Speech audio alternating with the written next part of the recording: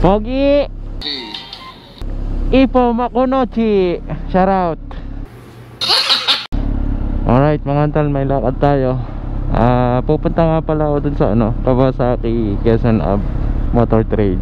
Kasi medyo matagal na yung plaka natin, isang taon na wala pa rin eh. Pero bago tayo pumunta doon punta muna tayo dito sa gasolinahan, magpagas tayo. 1 bar na lang kasi wala eh. Medyo malakas talaga sa consume ng gasolina yung mga big bike. So lalo pag 4 cylinder bike.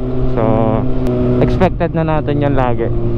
Konting alis mo lang pagas ka na kagad para laging ready ka sa mga rides mo or mga biglaang lakad mo, para laging full tank baga. Pakarga muna tayo bago tayo pumunta sa Kasa, kasi baka tayo ay matirikan, mahirap na magtulak. Ganito kabigat na bike itutulak mo, kamot ka sa ulo talaga, sigurado.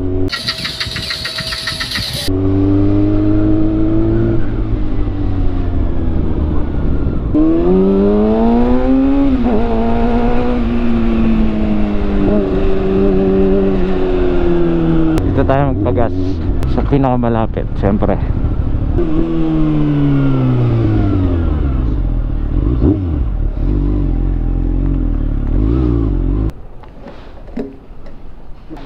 Oo, 95. Oo. Salamat. Okay, let's go.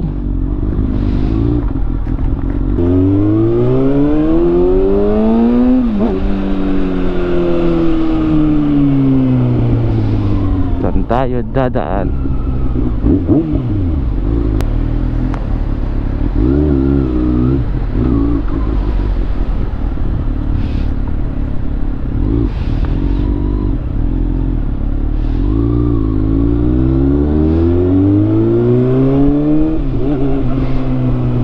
Guys, kaya nga pala tayo pupunta dun sa Kawasaki, dun sa kasa natin, dun sa pinagbilan natin itong big bike natin. Kasi isang taon na wala pa tayong plaka, men. Anong petsa na? Isang taon na, kakaisang taon lang na itong motor natin, di ba? So para safe tayo, kailangan dapat may plaka tayo. Pero actually nag-ano na ako sa online. Nagpagawa na ako ng improvise or yung standard. Pero hindi yan yung original eh. So para safe lang tayo sa ating mga rides, magpagawa na rin tayo. Kasi ang pangit naman, layas tayo ng layas tapos wala naman tayong plaka, diba? Saka nakakahiya, magmumotor-motor tayo sa labas tapos walang plaka, Kaya yan, nag-decide ako na magpagawa tayo sa online ng plaka natin. Pero check din natin dito sa kasa, baka sakaling nandun na, Ewan ko lang kung pwede na pa i-cancel yon. So kung hindi na pwede i-cancel, di kunin na rin natin, bayaran na rin natin. Pero sana meron na. Wala eh. Pero feeling ko wala pa, kasi kukontakin naman ako nun, sigurado kung meron na. Pero double check na rin natin para makagala-gala na rin tayo, Walang magawa, nainip ako sa bahay. Day off tayo nitong linggo. Wala kami masyadong lakad ngayon ni Mrs. ngayong linggo. Buti nga at nakapahinga, kasi usually pagka linggo lagi kami ring busy, parang hindi ring day off eh. Kumbaga pinaka day off namin Sunday, pero minsan hindi rin. Mas pagod pa nga pag Sunday kasi ang dami namin pinupuntaan. Yan, let's go.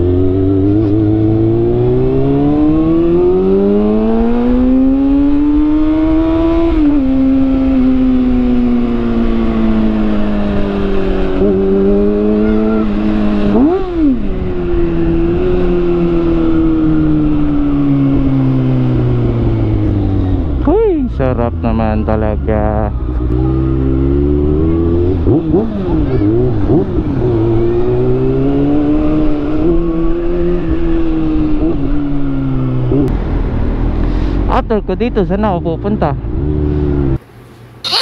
Uwi na agad? Ay, naka, ang lumbay naman.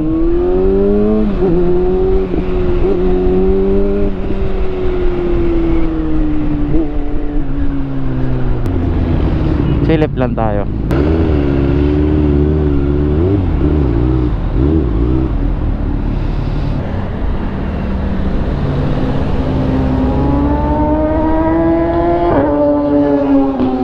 R6 yun ah. Pasok tayo sa loob.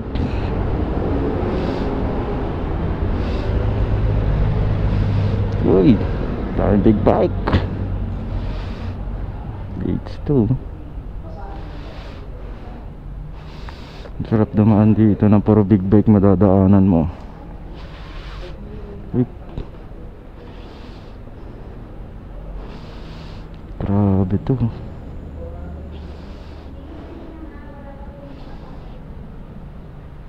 Solid.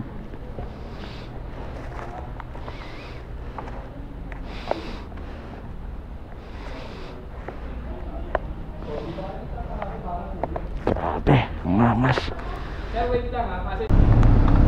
Right, let's go guys. Galing na tayo sa loob, no? Bali ang nangyari wala pa.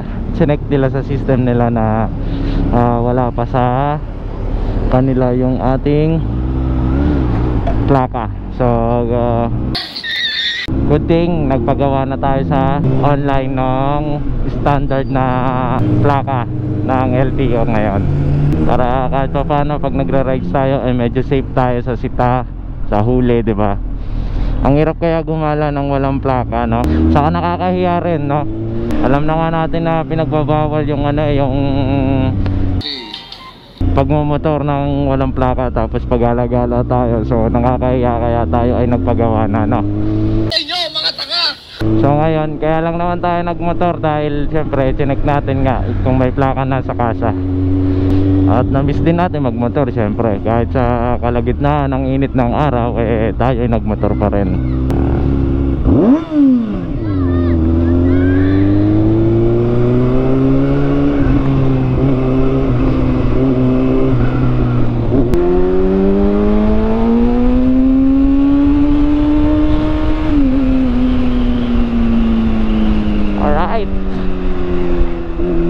Grabe talaga. Nagkwentuhan kami nung doon nung agent doon sa Kawasaki Motor Trade na ang sabi niya yung kasi actually yung motor natin ngayon is for for maintenance na ngayong March ulit. Babalik na tayo. Ang bilis ng panahon, no? Bihira natin gamitin pero babalik na tayo for maintenance kasi March na. Yun ang pagkakaalala ko. Pero double check din natin, no? Doon sa record na binigay nila sa atin kung kailan tayo babalik, para syempre safe yung laging pagbabiyahe. Kasi kahit hindi mo ginagamit yan, kung talagang for maintenance na yan, sumunod tayo sa kasa kasi sila mas nakakaalam ng ating unit, para syempre pasok pa rin sa warranty, no? Nga pala kasi yung motor natin nakaset to as 80% pa lang yung potential na sinet ng ating doon, ng maintenance natin, no?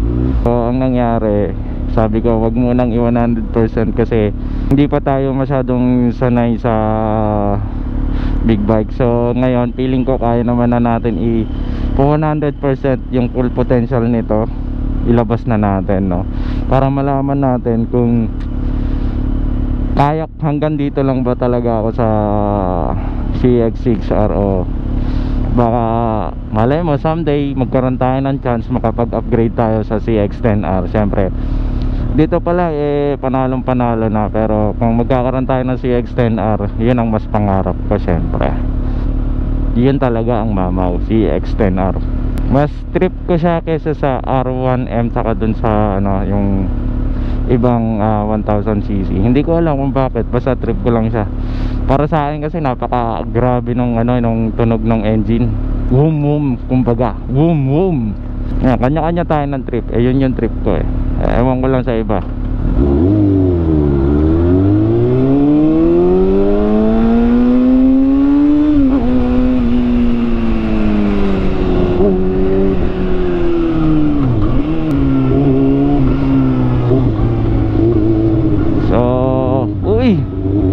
Ganda naman ito, Dodge.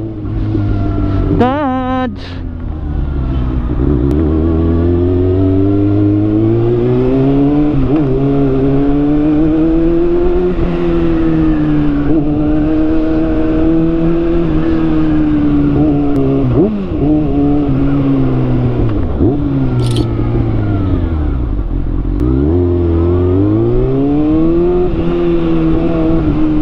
Ikot-ikot muna tayo, no, kasi wala naman tayo magawa sa bahay. So ikot-ikot muna tayo para magawa muna natin itong mga libangan natin, itong libangan natin na pagbablog, para hindi naman tayo masyadong mainip, no.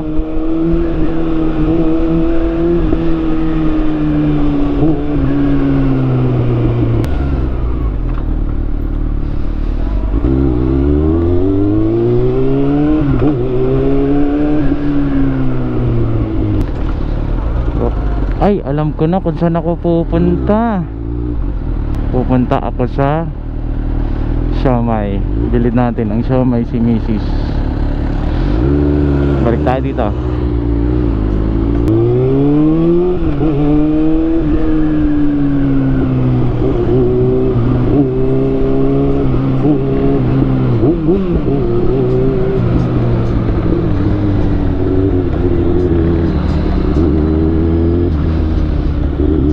Yan. Go, go, go.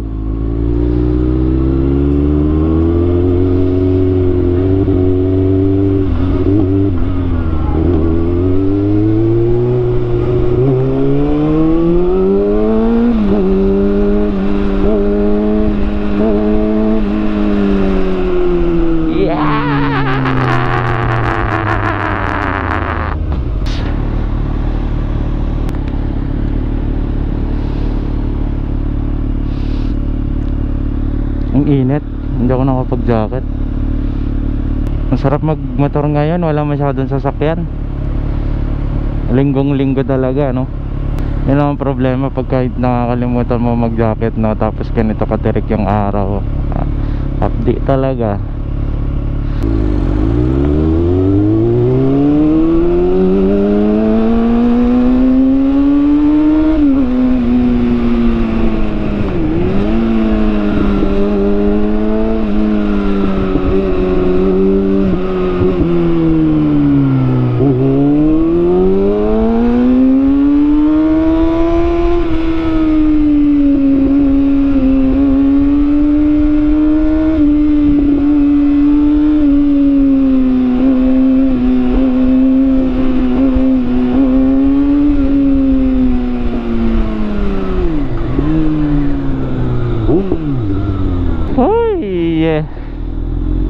Udot.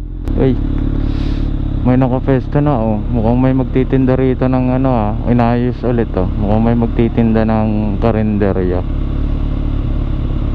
Karinderya dati yan, eh.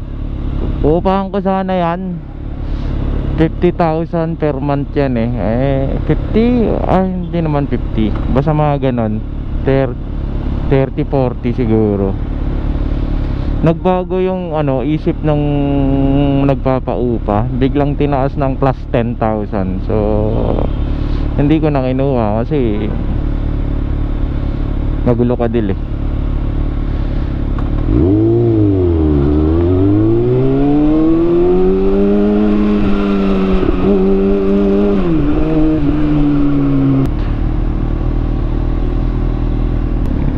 Ang ganda ng mga motor kanina sa Kawasaki Quezon Ave, no? Ang daming bago doon. Meron nga palang yung bagong labas ng Kawasaki 40th edition ng ZX6R. Yung colorway niya, 40th edition. Parang old school yung colorway. Sobrang ganda. Tapos tinuruan niya ako na ipa-remap ko daw tong motor ko. Pero ipa-full system ko daw muna yung exhaust para pag pina-remap ko mas lalabas yung full potential niya. Tapos gumamit daw ako ng K&N yung mga filter na ganon. Sabi ko sige, pagka pumayag si Mrs. para Kailangan kasi magpaalam tayo kasi syempre alam mo na pag big bike magastos. Huwag kang magpahinga! Magtrabaho ka! Nakakamagkano na rin lang tayo, pasimple-simpleng ano pa lang to, simpleng gastos pa lang, tamot na sa ulo. Yay! Doon sa pinakaunang window, sir.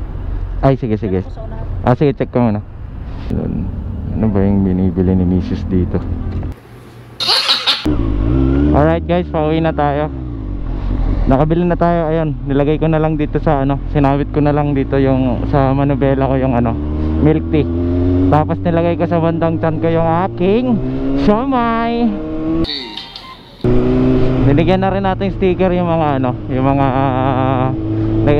nagtitinda doon, mga staff ng ano, Kowloon.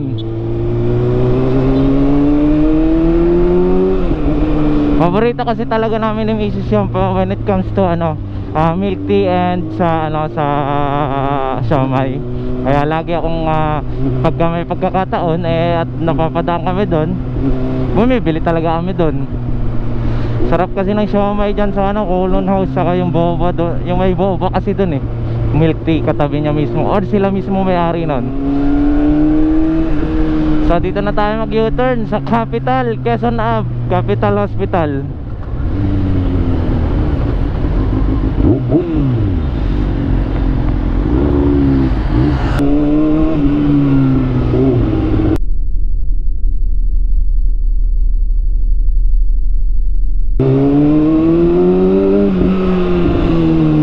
Alright.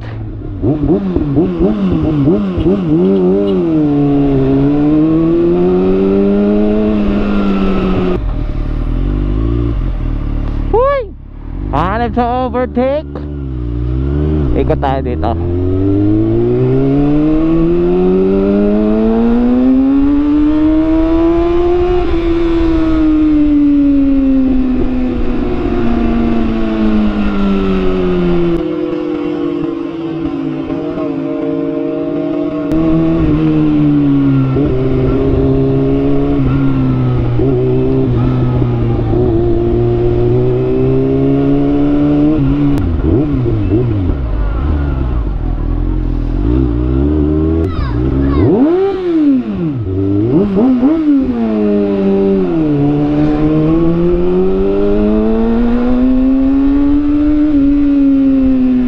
Nagulat yung bata.